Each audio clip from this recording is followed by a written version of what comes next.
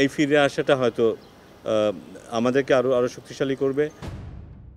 Bouncer slower yorker, inswing outswing, Antigua টেস্টে West ইন্ডিজের বিপক্ষে দ্বিতীয় ইনিংসে ভিন্ন এক তাসকিনকে দেখেছে বাংলাদেশ। একের পর এক পারফেক্ট ডেলিভারিতে 64 রানে নিয়েছেন 6 উইকেট, যা শুধু তাসকিনের ক্যারিয়ার সেরাই নয়, ক্যারিবিয়ান দ্বীপপুঞ্জে টাইগার পেসারদের মধ্যেও টেস্টে। তবে তাসকিন আস্থার যতটা প্রতিদান দিয়েছেন, ঠিক উল্টোটা করেছেন ব্যাটাররা। পারছেন না ব্যর্থতার বলয় থেকে বের হতে, যা দিন দিন চিন্তা বাড়াচ্ছে বিসিবির। He is a best test bowler. Test বোলিংটা ওর জন্য সবচেয়ে 1 নম্বর প্রেফারেন্স হওয়া উচিত।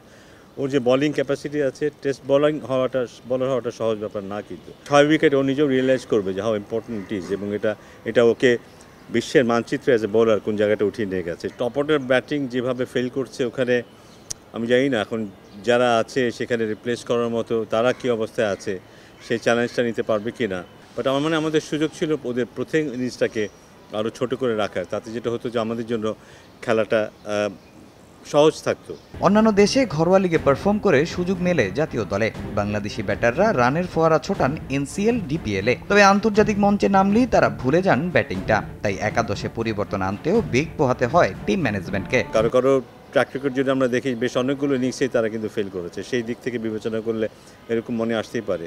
বাট পাশাপাশি এটা মনে হতে পারে যে নতুন যাকে দেব সেই যে ভালো করবে তার কি গ্যারান্টি আছে। ঘরের মাঠে খেলেই তখন সেই প্রতিদ্বন্দ্বিতার ব্যাপারটা আমাদের মাথায় থাকে না। মানে একটা প্যাটার্ন ডেভেলপ করা খুব দরকার ঘরোয়া ক্রিকেটে, সেটা যেমন মানেরই হোক না কেন, সেখানে আরও বেশি প্যাশন, আরও বেশি কমিটমেন্ট নিয়ে খেলা দরকার। একটা প্যাটার্ন তৈরি করা দরকার যে হ্যাঁ, আমি এভাবেই খেলি।